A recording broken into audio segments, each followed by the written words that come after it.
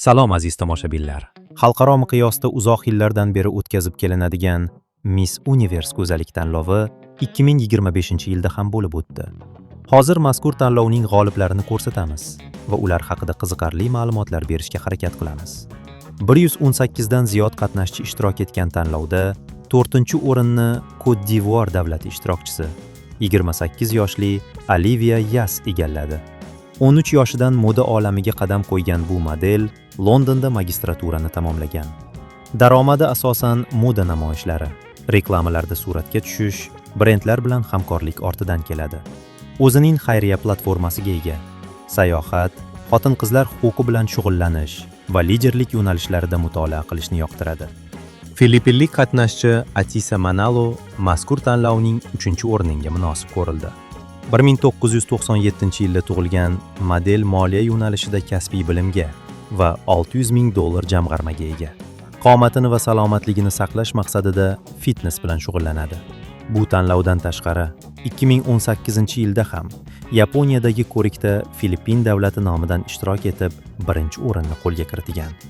Stefano Abasali ushbu tanlovda 3-o'rin sohibasiga aylangan qatnashchi Venezuela davlatidan ishtirok etgan.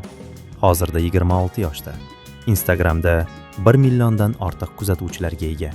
Jonivorlarni yaxshi ko'radi. Arab, ingliz va ispan tillarida bemalol so'zlasha oladi. Otasi Suriya davlatidan, onasi esa livanlik hisoblanadi. Model Florida universitetida iqtisodiyot yo'nalishida tahsil ko'rgan. Hind millatiga mansub Pravener Singh, Tailandda tug'ilgan. Shu davlat nomidan ko'rik tanlovlarda ishtirok etadi. Liberal fanlar bo'yicha universitetni tugatgan. Sportning og'ir atletika turi bilan muntazam shug'ullanadi. Instagramda 2 milliondan ortiq obunachilarga ega. Asosan moda va kosmetika brendlari va reklama shartnomalari ortidan daromad ko'radi. Koinot go'zali nomli ushbu tanlovda 1-o'rinni qo'lga kiritgan. Tanlovning mutlaq g'olibi o'tgan yilda Koinot go'zali deb topilgan ismga yetib keldik. Fatima Bush. Uning tanlovda g'olib bo'lishi ancha bahslarga sabab bo'ldi.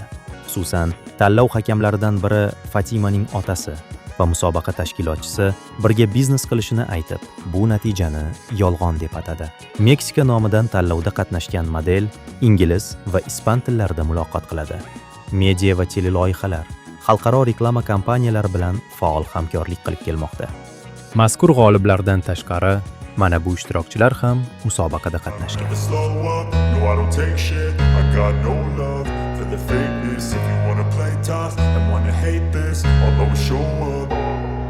Siz ham hakamlarning tanloviga qo'shilasizmi?